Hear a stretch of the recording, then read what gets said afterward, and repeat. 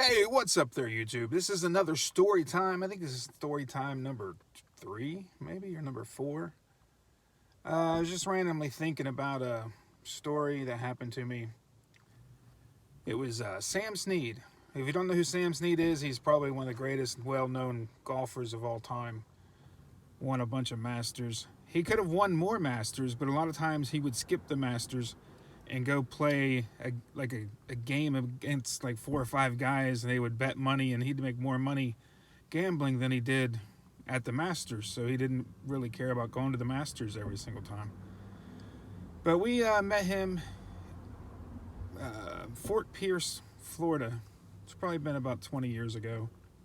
We'd met him the day before at a golf tournament, and he was 88 years old. He was half blind. He couldn't see very well, but he could still line up the ball and hit the ball about 300 yards. It was pretty amazing. He just had that perfect swing, and he never lost that perfect swing.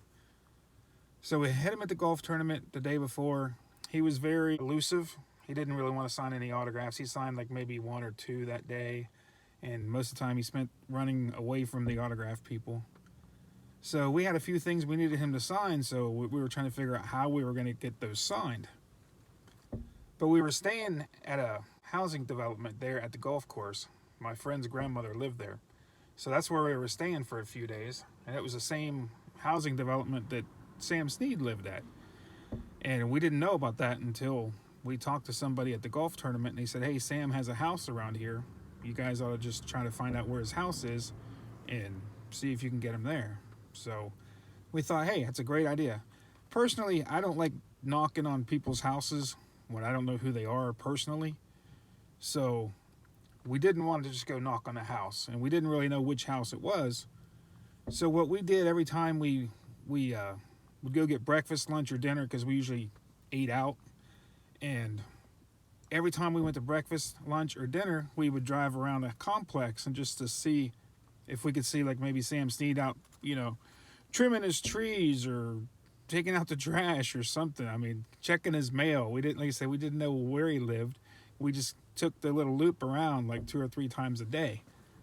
So finally, on the 3rd day, we see this older gentleman out on his front porch sweeping.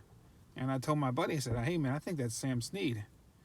So he slams on the brakes, and then it screeches. It's a big because he slammed on his brakes. And then all of a sudden Sam looks over, and I roll down the window because it's Florida. We have the air conditioner on.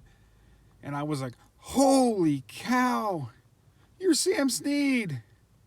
And he smiled. He goes, well, yes, I am.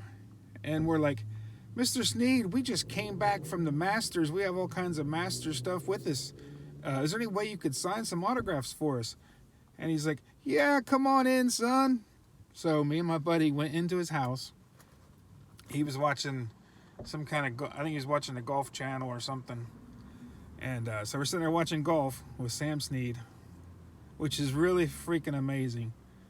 So then he signs our autographs, and then he offers us, I think he gives us iced tea. So we're all sitting there drinking iced tea, watching golf with Sam Snead.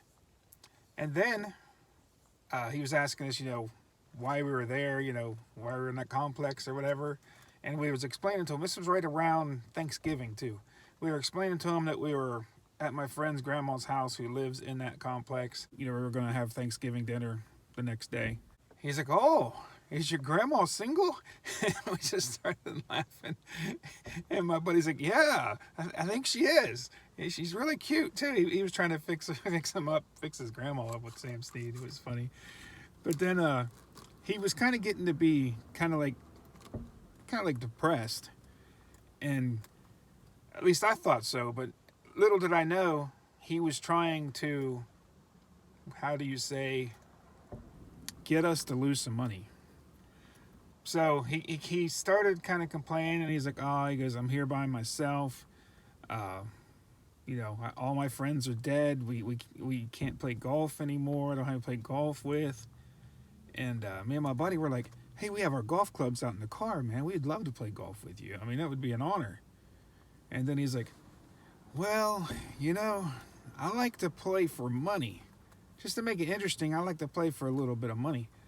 And we're like, oh, I'm thinking to myself, well, you know, I could lose like $10, $20 a hole to Sam Snead. And like I said, if I lose, what is it, 18 holes?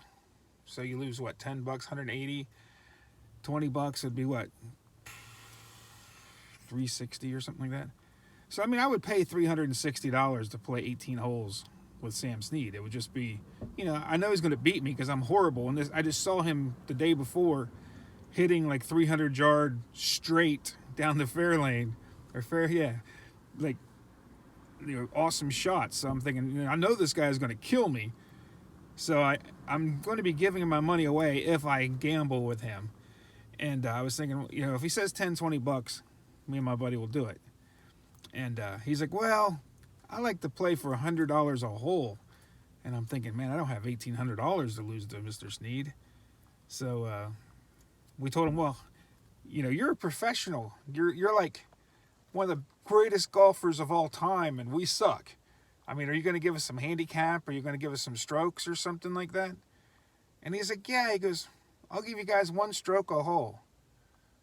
So that means if, you know, he gets on in 3, we have to get on in 4 to basically tie him, which I could probably not even get on in 5. You know, I'm a horrible golfer. So even at 1 stroke per hole, I would still lose.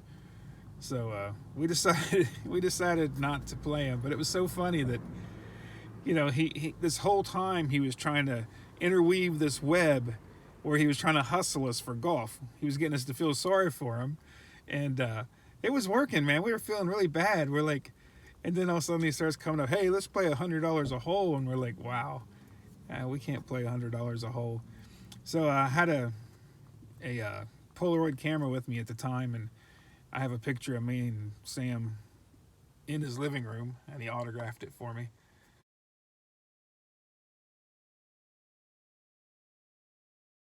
But yeah, that was an awesome day, man. That was one of my most memorable experiences chasing autographs.